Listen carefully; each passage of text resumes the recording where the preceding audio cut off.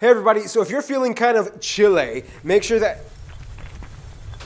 Oh shoot, what was that? Whoa, what the heck? Dude, are you serious? Everything's okay. Dude, I can't thankfully. believe, whoa. Wonder what that was on the Richter scale. If somebody here was from Chile, they could probably tell us. It's time to learn geography. Now! Hey everybody, I'm your host Barbie. Welcome to Chile, the country where people really know how to shake things up. But first, let's dissect the flag. The flag of Chile, otherwise known as the Estrella Solitaria, or the Lone Star, is made up of two unequal bands of white and red with a blue square in the upper left hoist side with a single 5-point star in the middle of it. The star commonly represents the guidance towards progress and honor, the blue box represents the sky and ocean, the white band represents the snow-covered Andes and the mountains, and the red stands for the blood of those who fought for the country. And that's about it. Just make sure you don't confuse this flag with the flag of Texas and you're good to go. Moving on. Okay, this is where things get really fun because there are virtually no countries that have the same types of parameters as Chile. Chile is located on the southwestern coast of the South American continent, bordered by Argentina, Peru, and Bolivia. At around 4,300 kilometers or 2,700 miles, Chile is the world's longest country by territory length north to south. And this is also one of the narrowest land countries, the average width being about 177 kilometers or 110 miles. The broadest point by Antofagasta being only 356 kilometers, and the narrowest by Yapel at a measly 90 kilometers in width. The country is divided into 15 regions. Each region is assigned a name with a Roman numeral north to south. The only exception is the Santiago Metropolitan Region as the capital, which has its own designation under RM, or Región Metropolitana. The numeral system used to be easy. It was just up and down 1 through 13 until in 2006 two more regions were added. Los Rios in the south at number 14 and Arica and Parinacota at number 15. So you have number 15 at the top and number 14 in between 9 and 10. Why Chile didn't just number all the regions in order again? I have no idea.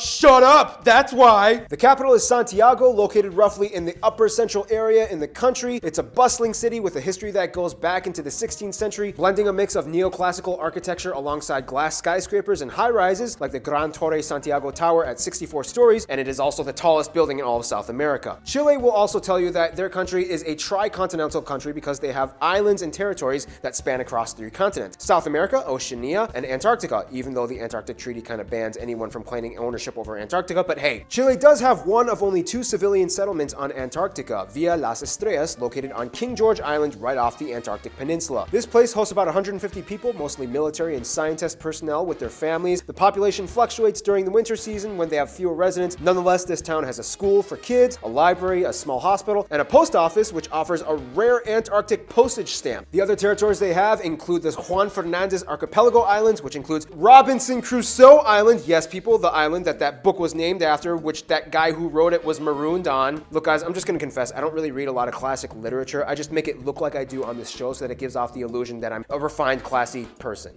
Me teach geography. The Desventuradas, or the Unfortunate Islands, are also owned by Chile, although they don't really have much going on for them except there's a small airstrip and naval base on San Felix Island. Then we have Islas Salas, Y Gomez, and Easter Island, located in the far-off remote Pacific, classified as the southeasternmost point of Polynesia, so technically it does belong to Oceania, even though these islands are actually closer to mainland Chile than they are to the rest of Polynesia. Salas y Gomez is uninhabited, boring, and doesn't really have anything. Easter Island is the moneymaker. Easter Island is like the Hawaii of Chile, world famous for being one of the strangest places on Earth with petroglyphs and ancient unexplained moai statues created by the ancient Rapa Nui peoples that adorn the entire island. The country overall has about 2,000 islands, most of which are located in the South Patagonia region where things get pretty crazy. The islands in the south create an immense clustered labyrinth of cold green rocky fjords and channels, very similar to the ones in the west coast of Canada and Alaska that are hard to access. In fact, if you want to drive south to the rest of Chile, the furthest you can go is on the 7 Highway until it cuts off at Villa O'Higgins. That's right, people, O'Higgins. There are Irish people that live here, where the Patagonia ice fields begin, and here you either have to go by boat or fly to any of the other south towns in Chile, like Punta Arenas or Puerto Williams. Remember from the Argentina video? The further south you go in Chile, the crazier things seem to get.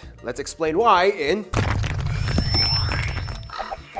One thing you have to understand is that Chile is located right on one of the most intense active fault lines in the entire world, the Ring of Fire. This means Chile as a whole is disputably the earthquake capital of the world. In fact, the largest earthquake on record happened in Valdivia in 1960 and registered a 9.5 on the Richter scale. The funny thing is, these people here really don't even care. They're so used to it and have adapted in almost every possible way to deal with it for centuries. Very few people are casualties of earthquakes, and most people can typically even tell how strong an earthquake was on the Richter scale just by feeling it. If it's over a 7.0, they usually just stand up out of their chairs and wait it out. Now add on top of that the country has about 500 active volcanoes. Of course, as we already discussed in the Argentina video, the northern part of Chile lies on the Atacama Desert, the driest area on Earth. The areas in the north, although dry, however, contain some of the richest deposits of copper. In fact, 6 of the top 10 largest copper mines in the world are found in Chile alone, making Chile the top copper producer. By the way, the upcoming movie The 33, starring Antonio Banderas, is based on the true story of the survival and rescue of the Chilean miners that were trapped under 2,000 feet of rock in a copper mine back in 2010. I mean, I'll watch it, but you have to admit it's kind of weird because the whole movie is mostly spoken in English with Spanish accents, so when it shows in Chile,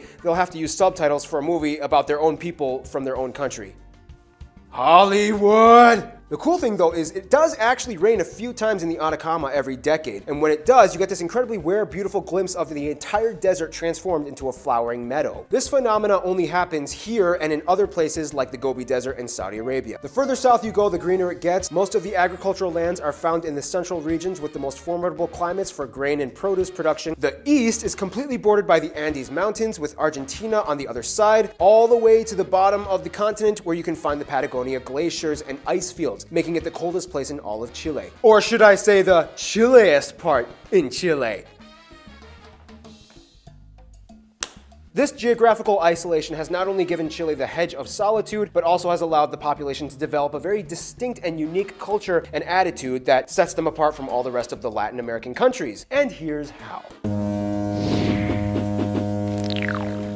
Okay, I'm just gonna be straight up. Chile is kind of like the California of the South American continent. First of all, the country has just over 18 million people, about 40% of whom live in the capital, Santiago alone. Ethnicity-wise, estimates speculate that a little over 50% of the country is white, about 40% are mixed mestizo, and the rest are Amerindian. Of course, Spanish is the official language, however, the dialect is quite different from the rest of Latin American countries. Chileans tend to speak faster, and sometimes they cut off their S's and D's from words, and also they have a whole list of specific Chilean vernacular that you can't find anywhere else. For example, instead of saying cosa, you might hear wea. Instead of hearing fiesta, you might hear the word carrete. And depending on the context, the word weon could either mean buddy or something along the lines of stupid little punk. ¿Cómo estás, weon? Versus ¿Eres weon o qué? See, the thing is, unlike Argentina, Uruguay, and Brazil, Chile never really got an influx of various European nationalities migrating to their country. Back in the Industrial Revolution times, the only way to get to Chile would be to either cross the Drake Passage, which would take a lot longer than stopping on the east coast of the continent, or you would have to cross the Andes Mountains, which was even more difficult. This means that Chile has a higher concentration of whites that identify with Spain as their source of heritage. Speaking of which, the South Central and South areas have a long history of indigenous Mapuche heritage. The Mapuches make up a majority of Chile's indigenous population, and for the longest time, were actually able to fight off the Spanish invaders. Most of Chile's mestizos are descended from the Mapuches, and today they make up a strong population over 1.5 million. Then you have Easter Island, which has a majority of Polynesians that speak their own language, the Rapa Nui, and in the North Deserts you can still find decent populations of Aymara and Quichuas, mostly from Peru and Bolivia, whom by the way believe the land belongs to them. Bolivia still wants that ocean. As one of South America's most stable and prosperous nations, Chile has the highest degree of economic freedom and GDP per capita in the Latin world. Chile's IT and programming sectors have boomed in recent years, with high-tech corporations and startups popping up all over, especially in Santiago, making Chile sort of like the Silicon Valley of South America. Plus, surfing is huge out here. See, it really is like the California of South America. Culture-wise, Chileans will tell you that they are kind of like the outcasts of the Latino countries, and for a number of reasons. The country is known for its illustrative poetry that eventually got them 2 Nobel Prize winners. Cuisine varies from region to region, but one thing Chileans are not short of is seafood. With a coastline that long, you're probably gonna find some gills on your plate. With a unique platter of Pacific fish, Chile likes to claim that they have the best ceviche in the world. Strong words to say to your neighbors, Chile. Now let's see what those neighbors think about you.